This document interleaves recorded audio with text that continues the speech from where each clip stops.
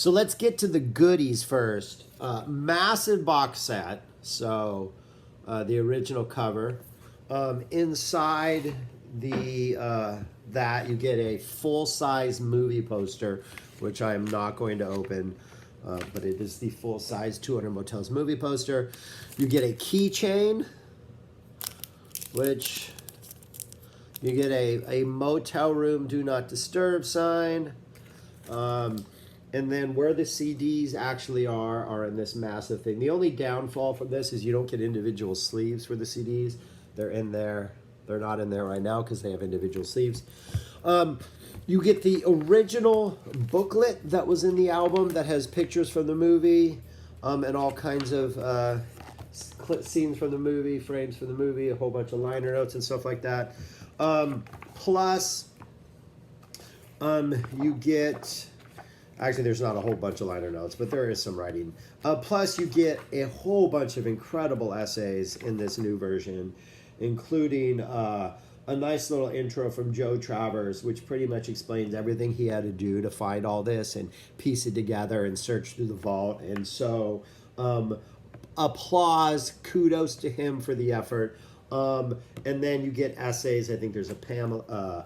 Ruth Underwood has an essay. Pamela DeBars has one. Patrick Pending, I don't know who that is. But yeah, it's a really nice, well put together box set. And I have to admit, I've really been enjoying the music of it. And that's what we're going to talk about now. Hello, thanks for watching. My name is Shaggy, the Opinionated Hippie. Currently, or not now, I have just previously, earlier this months ago, finished ranking and reviewing all of the Zappa Family Trust releases that have come out after Frank has passed away. This is the most recent release. It came out in the middle of December 2021, and this is the 200 Motels Soundtrack 50th Anniversary 6 CD release. There's also a 2 CD release that I think is just a remastered version of the movie. I have reviewed that original soundtrack elsewhere on here. I think it was in somewhere in the 30s out of the original 55 releases. At the end of this, I will decide where I think this belongs. But if there is sort of a blind spot in my personal Zappa sort of obsessiveness, it is the 200 Motels era. Not the biggest Flo and Eddie fan, though I do enjoy some of their live stuff. But I do have a couple cassette tapes of like 200 Motel demos and just alternate takes and stuff that I don't think I've honestly ever listened to. But I do know that some of the stuff that is on there is stuff that has been released on here. And getting the box set, and there's a little sort of introductory essay by Joe Travers, who is partially responsible for putting this together along with Ahmet Zappa. And he talks about just going through the vault and having to find like all these things all over the place. And it wasn't like there was a box of 200 Motels material just sitting there. Like he had to find this stuff and compile it. And they have done a fantastic job. This is a great release. I don't think it is a release that will convert someone who's not a Zappa fan into a Zappa fan. This is not the place to start. Do not start here. If you're like, I'm going to get into Zappa, maybe I should start with this massive box set. No, don't. This is definitely for somebody who's already down that path of Zappa fandom. I think the farther down the rabbit hole you are, the more you will enjoy this. Because it's got some really, really good stuff, some interesting stuff. But it is kind of 6 CDs of almost the same stuff over and over in different versions and slight variations. And 2 things I've taken away from this, listening to it it came out 2 weeks ago and 2 days ago. So I've been listening to it, I've listened to other stuff, but pretty much over and over to try to get a sense of how much I enjoy it. And 2 things I've taken away is, one, I do think Frank had way, way, way, way too many ideas to work with and needed somebody to edit them, because there were some really, really awesome threads and stories and ideas that are in the original movie that didn't make the cut of the original movie that you can hear in like alternate takes and stuff, that Frank ultimately just sort of lost sight of because he was dealing with so much. He had so much material. Like, this is like 200 Motels, the movie, You have the whole groupie routine aspect, but then you have this other story about this female interviewer who is coming to interview the musicians. Then you have the whole concept of the movie being made and yet breaking the fourth wall and acknowledging that we're making a movie about this stuff. Then you had the fact that Jeff Simmons quit while doing this because he didn't want to be in a comedy group, and they acknowledged that in the movie. So now not only are you dealing with making the movie, but you're acknowledging that somebody quit while making the movie, and that goes into the movie. And then you have the whole part about Frank eavesdropping on the band. And so, there are so many friggin' levels here, and I don't think any of them fully get played out as well as they could.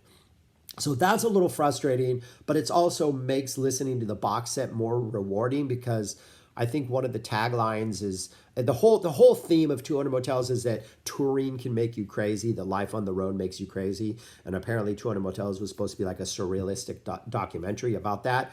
100% works. It is almost Dada-esque, and it's just sort of scattered madness. Like listening to the discs out of order and getting different pieces at different times and trying to figure out how they fit into the whole thing and realizing they kind of don't, and that it's this jumbled mess, is part of the beauty of this project. And I have much more appreciation for its sort of like buckshot. Like Frank had a target, and instead of like using like bullets, he used buckshot and just sprayed the target with all these ideas, is the way I feel like this comes across. But amidst all this madness is some of Frank's most beautiful pop medleys.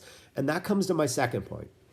As I think I've said back when I did either the Fillmore East album or maybe the original 200 Motels review, that there exists a Flo and Eddie album that is probably, had it been sequenced correctly and put out, would rank as one of Frank's best albums, or would definitely be like a top 20 album, up there with like a One Size Fits All or a Shake Your Booty or a You Are What You Is. Just a very song, vocal heavy, dominant album like that.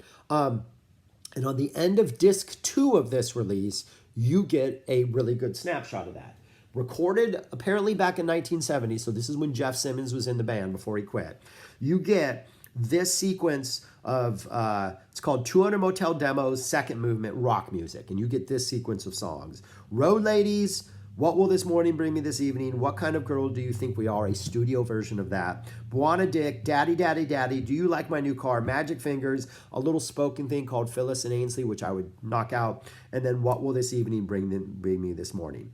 Studio versions of these absolutely incredible songs. With that latter, the What Will This Evening Bring Me This Morning, have this little instrumental intro part that sounds like a Steely Dan, Boz Scaggs, 70s soft rock, one of the most beautiful melodies Frank has ever written. Absolutely gorgeous. Those only amount to about 30 minutes of music, so you would only have like an album with like 15 minutes per side. However, if after Road Ladies you throw in Shove It Right In, half a dozen She Painted Up Her Face, half a dozen provocative squats, and Shove It Right In, which would make sense conceptually. Road Ladies, we get to introduce to the Road Ladies.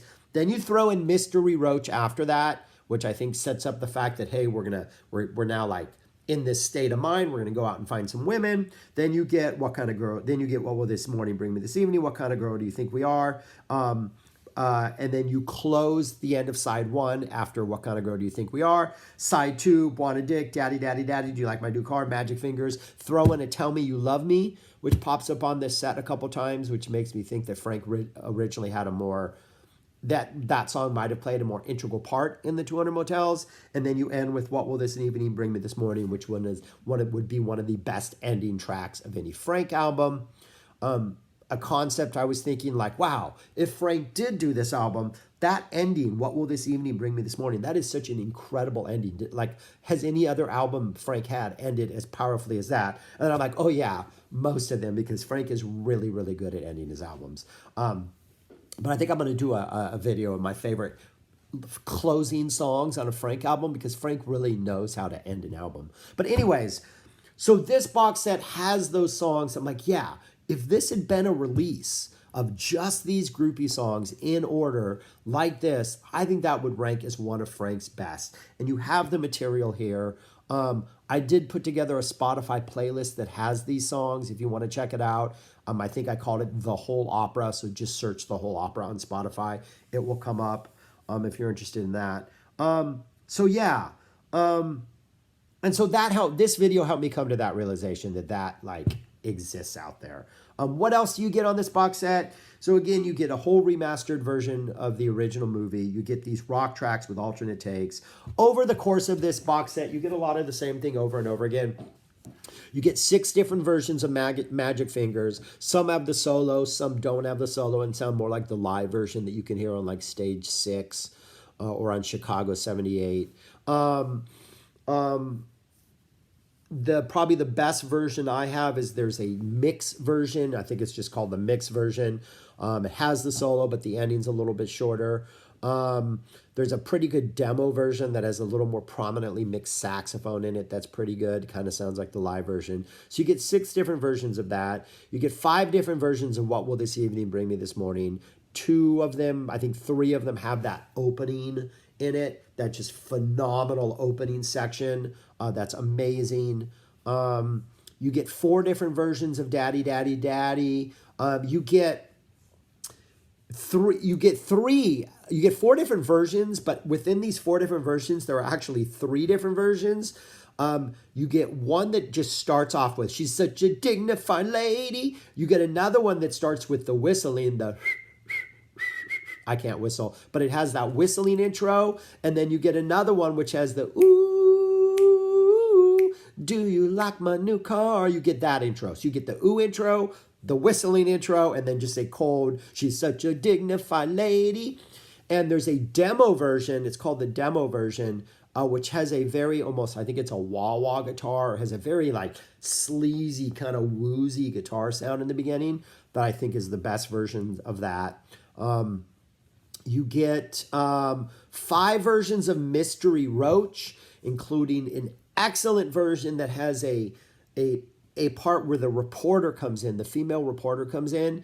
On the official soundtrack version, there's sort of a part where it seems like it's getting sort of like chaotic. And then it comes back and then the song resumes and finishes out. But there's a part where a lady reporter comes in and says, is it true that in a hotel room in England you did this and this and this? I think that works really well in that version of the song. So that's neat to have that. It wouldn't work well in I didn't use that version in my whole opera set list because it references, I think, the theme of the movie, and that's not part of the theme of the whole groupie opera is this reporter. 5 different versions of Penis Dimension, including a really short jingle version and a sort of orchestral version. That it's called an instrumental version, but it still has like the female vocals. It just doesn't have Howie doing his part. And I think, you get 3 different versions of Road Ladies, 3 different versions of Tell Me You Love Me. One of the alternate versions of Road Ladies, Howie is just singing even better than he does on the original version, which is amazing. And then you get 4 different versions of What Will This Morning Bring Me This Evening. And then you get them practicing that where they list the different clubs. And then they have a part where Ainsley comes out and talks about how he goes to a speakeasy, and then there's this little speakeasy music jam that comes in. They mentioned the Navy Club in San Antonio, which was right here by which was right by one of our Army bases, Fort Sam. And you can still see where the Navy Club is. The building that had the Navy Club is still there. Apparently, it was closed after there was a gunfight back, I think, in the 80s. So it's no longer around. I think it might have reopened under new ownership, but it was never quite the same Navy Club that apparently it was back in the day.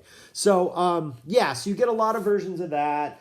And so really, I don't know really what else to say about this. I've only had it for 2 weeks. You get a lot of you get the dialogues.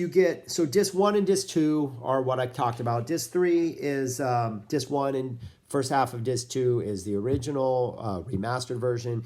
The end of disc 2 is a bunch of alternate takes of the rock stuff. Disc 3 is what is called the 200 Motels dialogue protection reels. Apparently these are early versions of the movie before Frank did a final edit. So you get some stuff in here that I don't think made it into the movie. I have the movie. It's on VHS.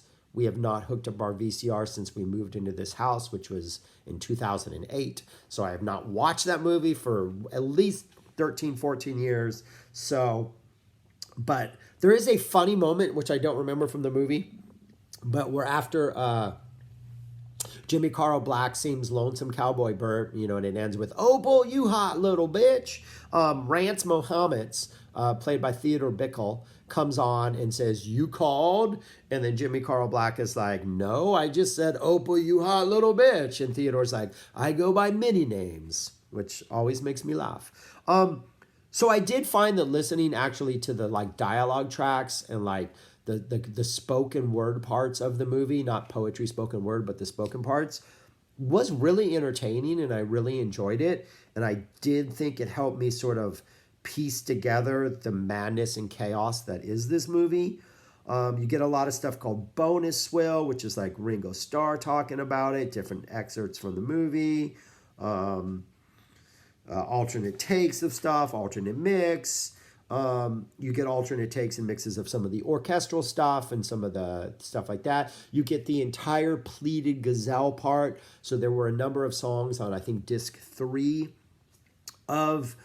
4 or side 4 of 200 Motels, which all the pieces put together were referred to as the pleated gazelle. You get that entire sequence on disc 5, which is I Have Seen the Pleated Gazelle, which I was not on the original, plus Do on the Newts We Got, The Lad Searches the Night for His Newts, Motorhead's Midnight Ranch, The Girl Wants to Fix Him Some Broth, The Girl's Dream, and Little Green Scratchy Sweaters and Corduroy Ponce. I think all of that is part of the Pleated Gazelle. So you get that in its entirety. Alternate versions, more sort of rock versions of the Shove It Right In songs. And yeah, you get something called synth tracks, which just works because they're randomly thrown in amongst other stuff. Yeah, a whole bunch of just really the same stuff over and over again. And then another one of the absolute highlights, there's an alternate version of Strictly Gentile into the 200 Motels final song, the finale. And the Strictly Gentile, towards the end of it, they played the Inca Roads theme, which at the time was the Holiday in Berlin theme. So after they would play Holiday in Berlin, before Frank would go into his guitar solo, they would play that, which is that theme that Frank plays at the end of the guitar solo of Inca Roads. So in Strictly Gentile, at one point right towards the end, they just play that on guitar. It's like, it almost sounds like it's taken from a live performance.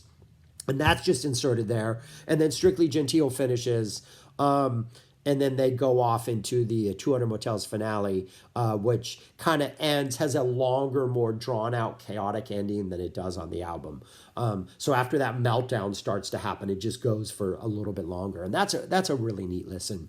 But yeah, so I'm enjoying this. I really like it. I'm glad I got it. Again, it is a lot of the same stuff over and over again, so you really have to already enjoy this material. I think you kind of already have to be into Frank to really get as much out of it. It is definitely not for somebody who is just getting into Frank. This is not a starter album by any means.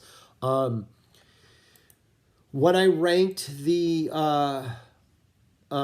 55 releases, I think I would put this, if I had to base now just on 2 weeks and 2 days of listening, the main thing is how often am I going to go back and re-listen to this? There are some things on here I will enjoy more often than not. I think I probably would rank this somewhere in like the mid-30s, probably right around Carnegie Hall, which is a live Flo and Eddie release.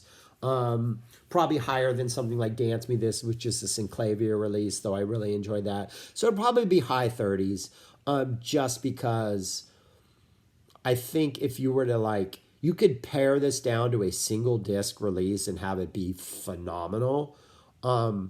But I also think all 6 CDs at once, and to try to absorb this, I think it really sells Frank's story so much better, and it really makes you feel like touring can make you crazy, and it feels chaotic and it feels overwhelming, but I think that benefits the music and that benefits Frank's intent in a weird sort of way.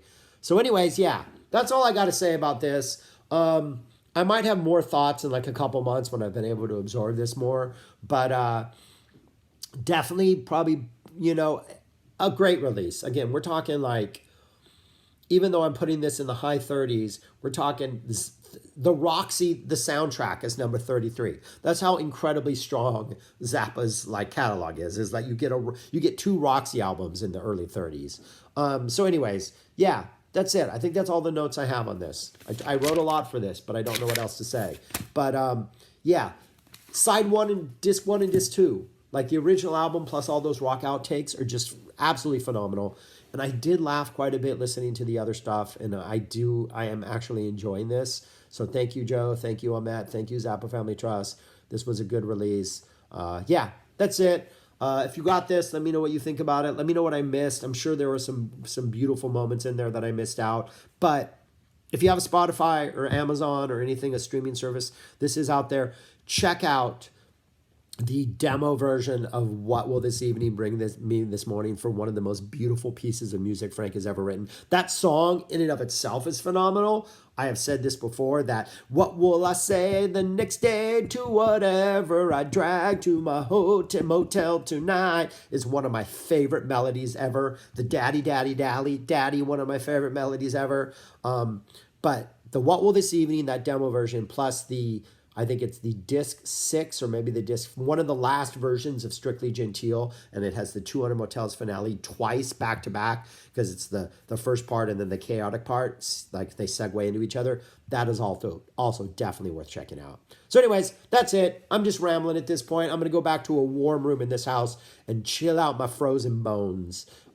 Thank you all. Peace. And on the next video will be number 13 on the tours. Yeah, all right. Take care, y'all. Bye. Subscribe.